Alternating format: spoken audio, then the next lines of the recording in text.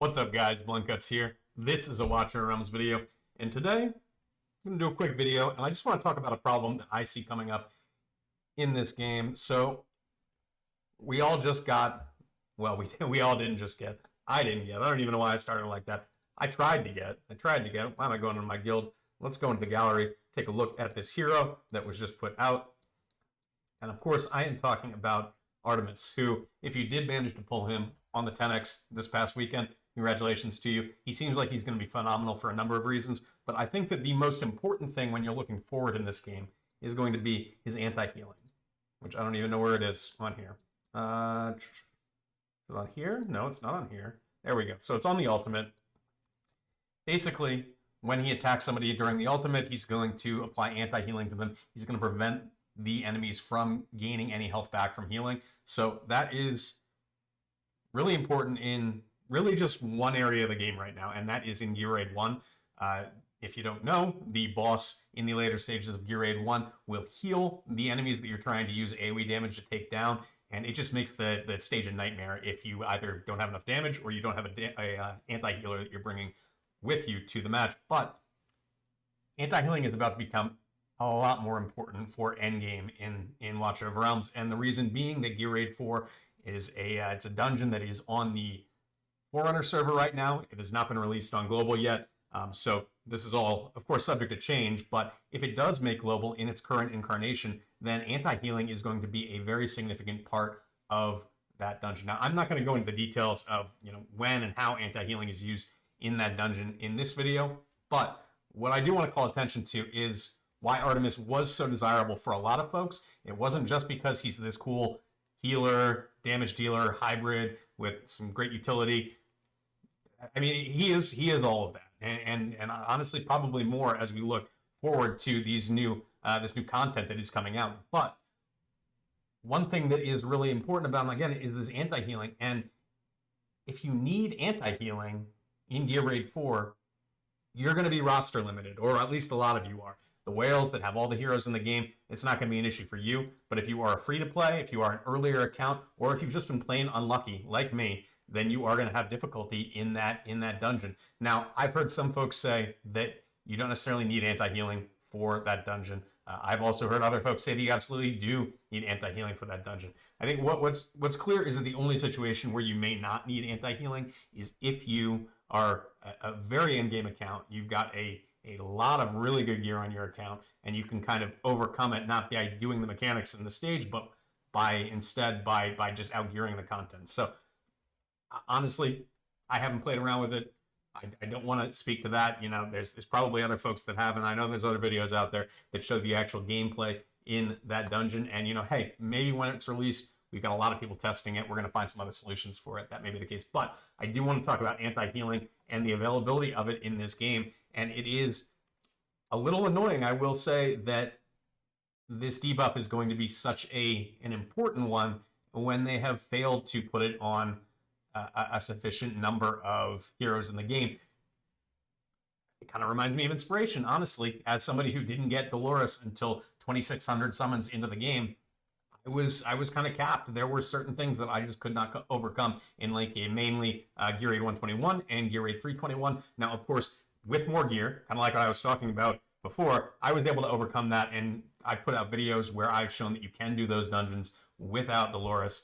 The gear requirements are significantly higher. It is much harder to get that gear because you can't farm the highest difficulty level of these dungeons, so that is a problem. But we're just going to go over the different anti-healers in the game right now. I did just show you Artemis. He does it the best, as far as I know. The other one that does it really well is somebody who is incredibly rare in this game and most people don't have. That is Boreas. But from what I've been told, Boreas is not going to work in Gear Raid 4 because you can't actually freeze the enemies, and Boreas's anti-healing is dependent on enemies being frozen. So he's not going to be a viable option in that dungeon. There are a couple of other sources of anti-healing in the game. I apologize if I missed one, but I think I'm going to get them all here. So the next one up, and probably the next best one, is, where are you? Can't remember. It's Lasir is in, yep, there he is. Also somebody I don't have. Lasir also has anti-healing. I believe it's on the ultimate. Yep. So ultimate is deal 600% AoE damage to enemies in range and inflicts anti-healing on them. Anti-healing in this case, again, is just a straight 100% reduction of healing received by the afflicted target, so by the enemy that's being affected by this ultimate. Now it's a what? How long is the ultimate here?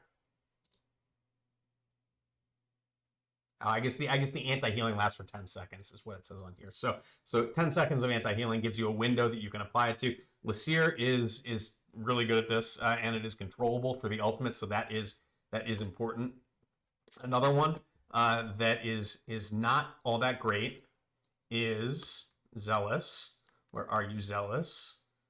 I think he is Curse Cult as well? Yes, he is. There he is. So Zealous actually doesn't have it in his kit. Zealous is widely known as a bad legendary to pull, so if you did pull him like I have, sorry to hear that.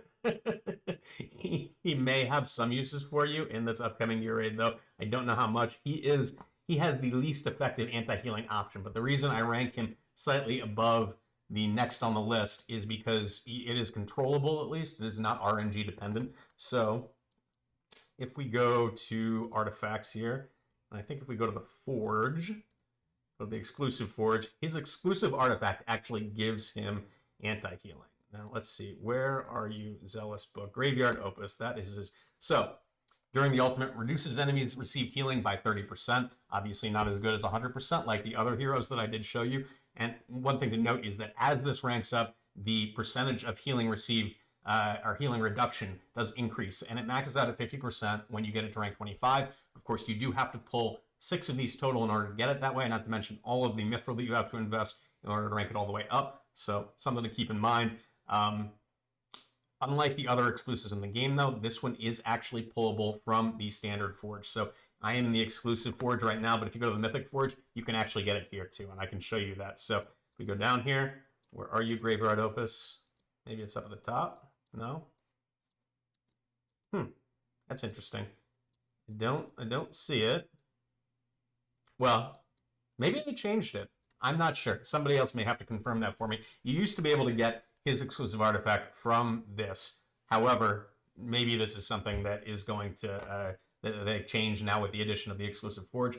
That may be a change that they made that I didn't realize. But either way, it's not great. You know, at base it's 30%.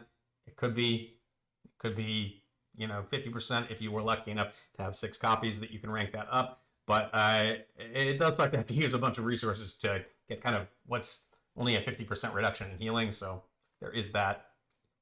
The last one that I am going to mention, and as far as I know, the only other hero in the game that does have anti-healing is Kriya.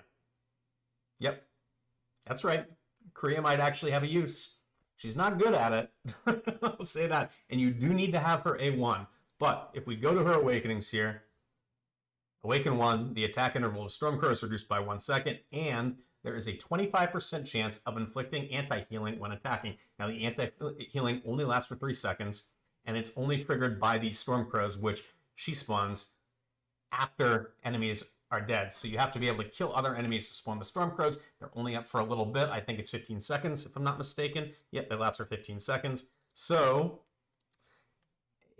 you've only got a 25% chance. They've got a 3-second timer, so you could potentially go 12 seconds without triggering the anti-heal, and it only lasts for 3 seconds anyway. It's not controllable. I think it's going to make things kind of very awkward if you're trying to use her in this manner. But yeah, guys, that's it. Those are the only anti-healers in the game that I know of. Maybe there's somebody that they've got on the Forerunner server, like an Epic or something, that will come in and do that job. I'm not aware of one, though, so if they haven't, then hopefully we should look for that to be implemented at some point in the future. That would be a smart design decision. But if not, then they are basically pigeonholing everybody who didn't get Artemis into kind of being dependent on either having Lasir or Zealous or A1 Kriya in order to have any chance at, basically leveraging anti-healing into your team for Gear Raid 4. And it might be an artificial cap. I mean, I think about, they've done this in other places in the game. So if you go to, like, say, Faction Trials, I don't know that I can bring any of them up because they're closed, right? Yeah. I don't think Starpiercers has one of these requirements. But, for example, the Esotericists, it's one of the stages 10, 11, or 12. One of them has a requirement that you need to bring in 2 healers There are only 2 healers in the faction, although maybe that's changed now that Fairsea's in here. Is she an esotericist? Where are you, esotericist? So as far as healers are concerned, we've got Dasomi. Oh, it's Dasomi is the one. That's right. So Dasomi is able to, satisfy that requirement, but she is an ancient exclusive hero, so, good luck on that. Otherwise, you have to have pulled either, both of Ezrin and Elowen. And if you haven't, then too bad. You're not finishing off your faction trials. I really hate this kind of game design where, it's one thing to require skills to be brought in order to beat something. That is just, creative use of game mechanics, and you should be able to, you should require your players to think about the roster that they're bringing in, making sure that they're bringing in the required skills. However, it's a completely different thing in an RNG-based game where you are you can get unlucky and not pull the right heroes to isolate a debuff onto a very small subset of heroes. And then it is, I hate to use this word because I don't love it, but it is a little bit predatory to put the only one that seems to do it in a way that is really effective, or one of the only ones. I guess really the 2 that I would say that are good at this are probably Artemis and Lasir. That you put them in a spot where, the player base in a spot where if they don't have those heroes, that they really just can't do the content.